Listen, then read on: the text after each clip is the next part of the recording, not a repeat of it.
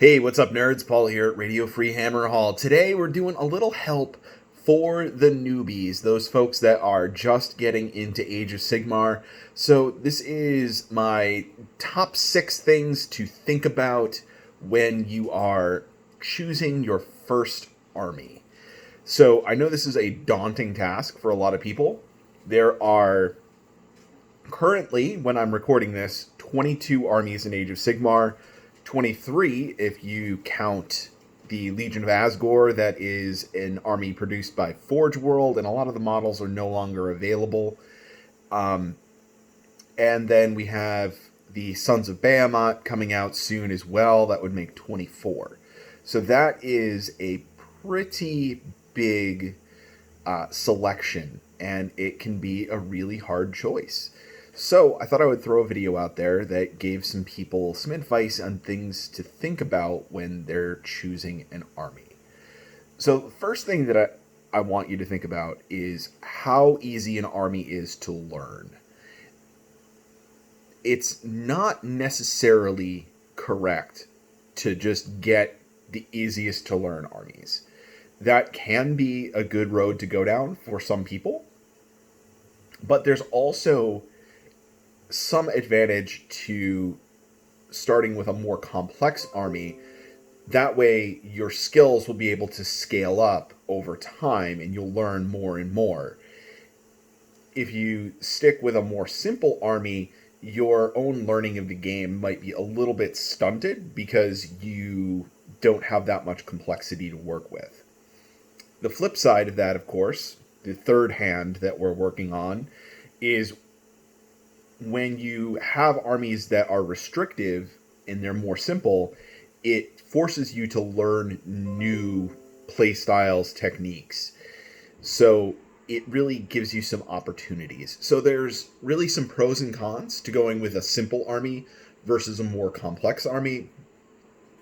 And I'll do a video at some point talking about which armies are more complex versus the more simple armies, straightforward armies to play. One of the things to consider in there too is how quickly do you learn new games? How quickly do you pick things up? If you're quick to pick things up, definitely go nuts, go with a more complex army or whatever you feel like. If you're a bit of a slower learner when it comes to games, or you're not going to be able to play that often, so you're going to have a bit of a learning curve, then what you really want to do is go with a less complex army. So the second thing that I want to talk about is the aesthetics of an army. Now, it may seem strange that this is so far up at the front of the list, but aesthetics is actually really, really important in Age of Sigmar. Everything that you do is putting your models on the table. You're playing with these physical models. You're going to be painting with them. You're going to spend a lot of time with them. And because of the general price barrier of Age of Sigmar, what happens frequently is new players will just have one army for a considerable period of time. So you really kind of have to like your first army. And liking the aesthetics of it are definitely part of that. And you're going to be probably painting the army.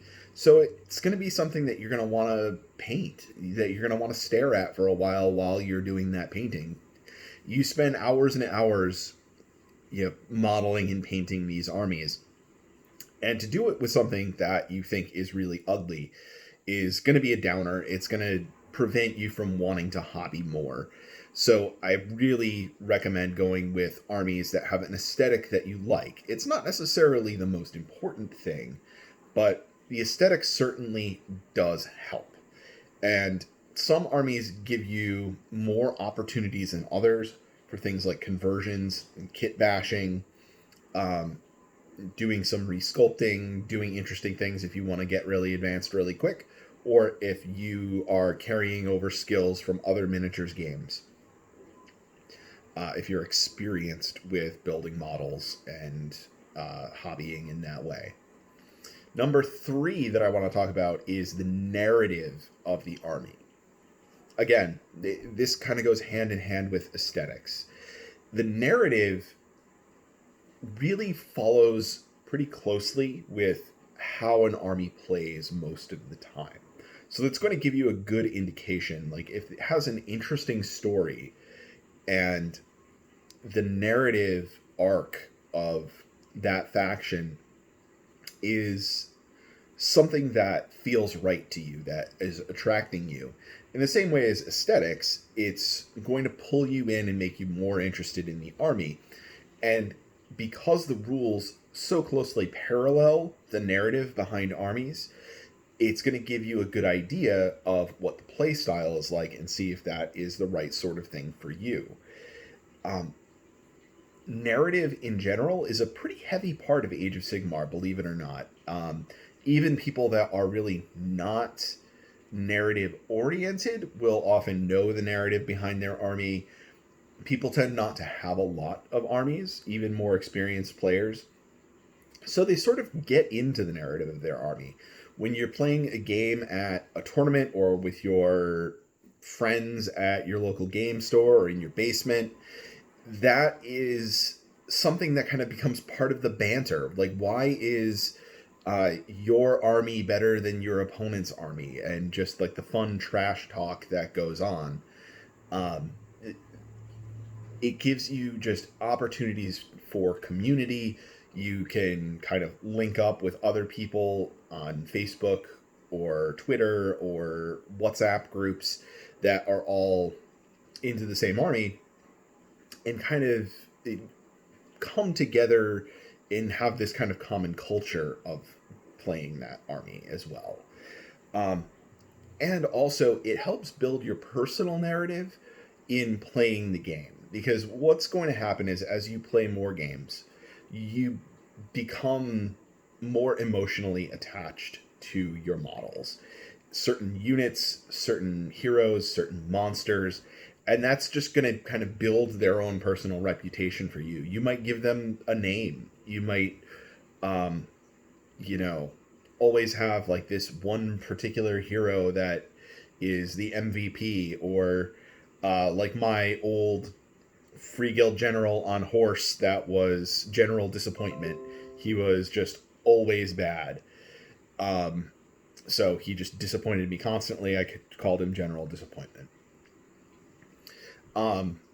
Other important thing to think about this is number 4 is play style, which kind of leads in from narrative, because the narrative can inform what the play style is. And there's a lot of different variety of play style in armies in Age of Sigmar.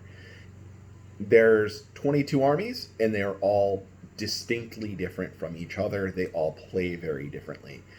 The complexity of the game compared to previous editions of Warhammer was moved from the core rules and into the army books.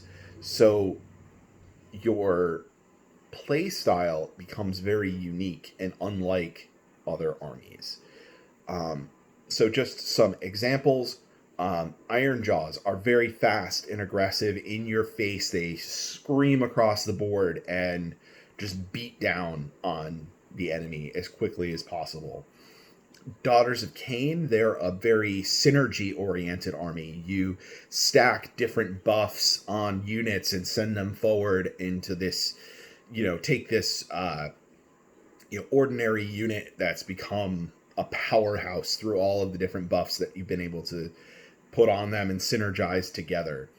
Skaven and Cities of Sigmar are 2 great examples of what I would call toolbox armies. They can kind of bring very varied lists, and they have a lot of different ways you can build armies. They're not one size fits all. You can build lists that have little pieces here and there to take care of different potential issues against different opponents. And then the last one I would highlight, Ossiarch Bone Reapers. They are a grinder army. They are extremely defensive. They're going to get in your way, and they are just going to stick there. They have the ability to be one of the most defensive armies in the game. So that's just some examples. Um, I would recommend that you go check out Haywo's video on every army in Age of Sigmar in 16 minutes. Um, I will link that in the description down below. That gives you a pretty quick reference to different play styles of different armies and what they're all about without spending tons of time listening to hours long videos on all of the different factions.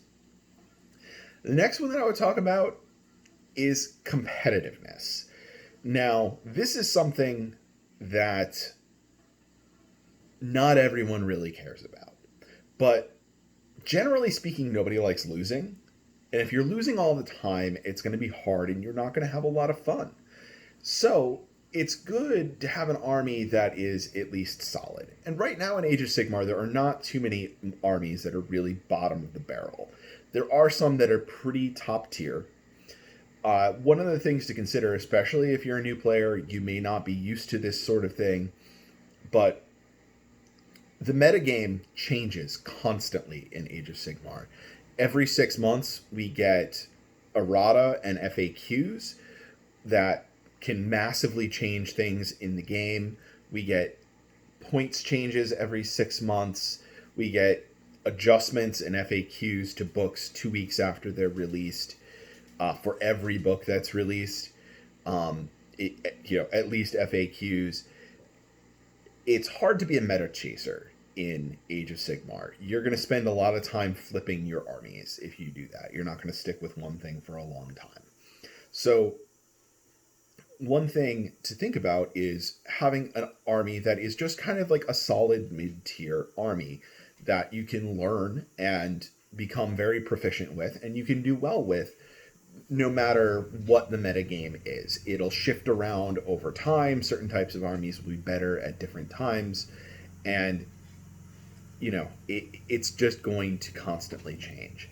And depending on how you're playing, where you're playing, when you're playing,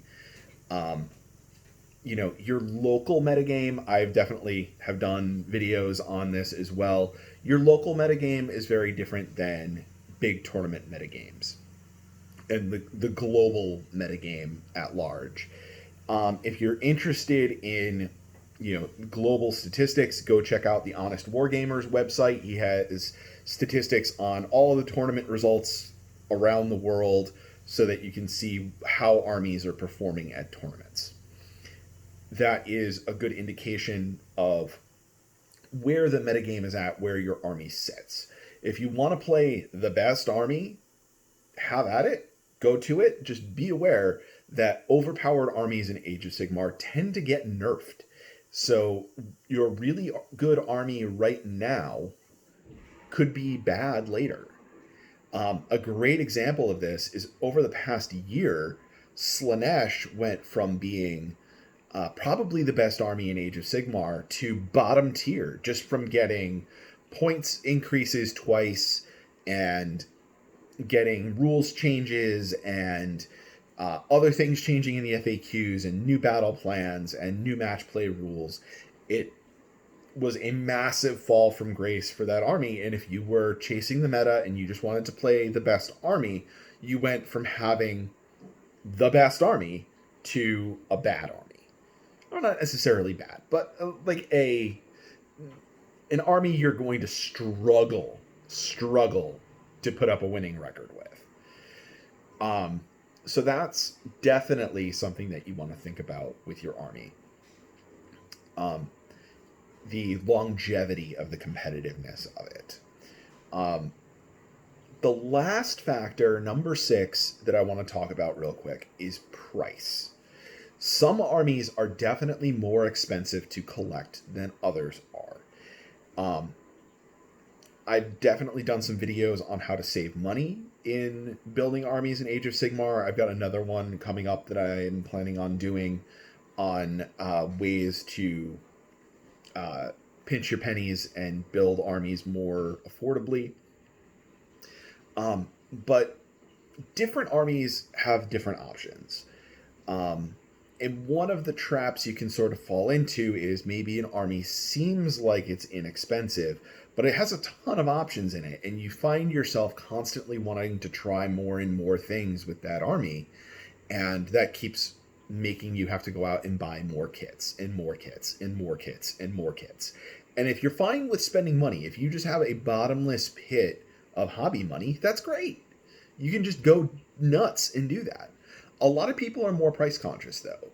And so, especially for a beginner army, you can sink hundreds of dollars into a new army. If you want to build a Legion of Asgore army, formerly known as Chaos Dwarfs, you're talking over $1,000 for your first 2,000 point army. So it's something to consider. And another important thing that I want to put a pin on is more expensive armies aren't necessarily better. So you can have some armies that are inexpensive, they're easy to get your hands on, and they play well. And you can have some very expensive armies that are harder to collect that also play well. So there's really no correlation between how expensive it is to build an army and how that army performs on the table. It just doesn't work like that. The number of models that you need for an army, the different things that you need for an army, it really can vary. There's often discounted box sets that can change how expensive an army is. If you get something like, the Ironjaws Start Collecting box, that's a good value and it has everything in it that you want for your army anyway. If you have the starter boxes that are like 2 factions in them, split that with one of your friends that wants the other half, and you've got a good start to an army, and it's usually at a pretty steep discount as well. So all of these sorts of factors play into the general cost of your new army. And that is definitely, I know for a lot of people, it's important. And it's something to research and think about before you commit to an army. So that is all for now, guys. Hopefully this has been helpful for new players looking to get into the hobby and got the wheels turning on some things to think about before you dive in and start making purchases. If you've already taken the dive and started making purchases and are rethinking things, or even if you're moving on to a second army, maybe this will be useful for you. Anyway, that's all for now. I'll see you all later.